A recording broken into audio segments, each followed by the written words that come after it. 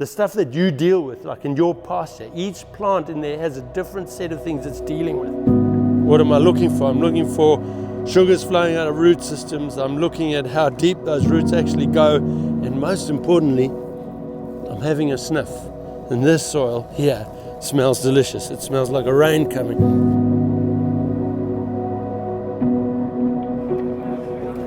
Ground cover. Empty out the worm farm, make a brew. Grow organically and sell conventionally and still make a profit. That's the advice I'd give you. No spray. Do no harm.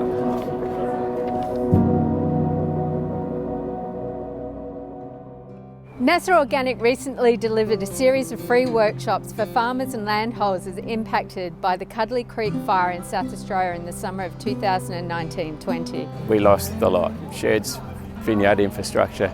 The only things left were 2 pump sheds and a mobile toilet. There's a conundrum. Do we leave anything there or not?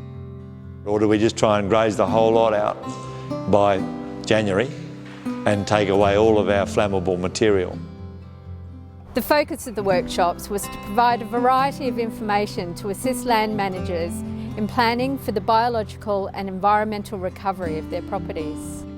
Sessions were held in Lobethal in the Adelaide Hills on the traditional lands of the Parramatta people. Today I'm interested in low input agriculture, things that make it easy for us and a smaller landholder. The workshops, delivered in 3 separate sessions, were designed to support individuals who were directly impacted by the bushfires and focused on property design considerations that would increase resilience to meet future climate extremes. Workshop speakers included Nick Kentish, a passionate advocate of empowering family farming and regenerative agriculture practices. Dick Richardson, an internationally recognised leader in the practice of natural grazing and consultant with Grazing Naturally. And Kim Deans, regenerative practitioner, bushfire survivor and consultant with Reinventing Agriculture. And what it proved to me was that when we bring our soil back to life, the numbers can be mediated by the biology. As we're losing copper, we're losing sulphur in a big way. The grazing grasses communicate underground because they've got this network of community. The workshops examined the critical changes that affect post-fire recovery and offered guidance and information on improving soil structure and water holding capability. Over 3 days and 3 months, around 40 local landholders took part in the hands-on program. The people attending were representing both commercial and hobby farmers on large and small land holdings. And I could see things, I could identify properties of the paddock and my land now that I was looking at and pondered about before, but now I understand it better. One thing at a time, because the list is long, but take small steps, implement them and always review. I think that was another good learning of the day.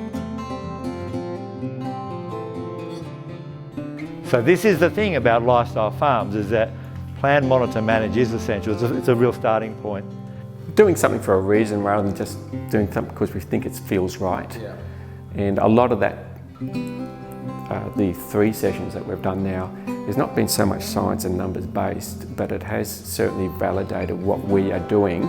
We thought we were doing the right thing. Right. This just helps say, yeah, you are on the right path. And I want you to be able to possibly have the choice to pass this on to your kids as a going concern, if you want to. I don't want you to fall into what I call the valley of death.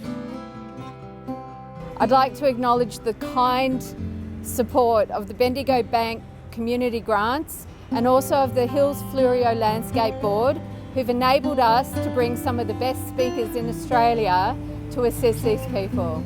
These workshops were delivered as part of the local economic recovery program delivered in partnership between the Adelaide Hills and Fluorio Landscape Board and the Department of Primary Industries and Regions. It is a program co-funded by the Commonwealth and South Australian governments under the Disaster Recovery Funding Arrangements.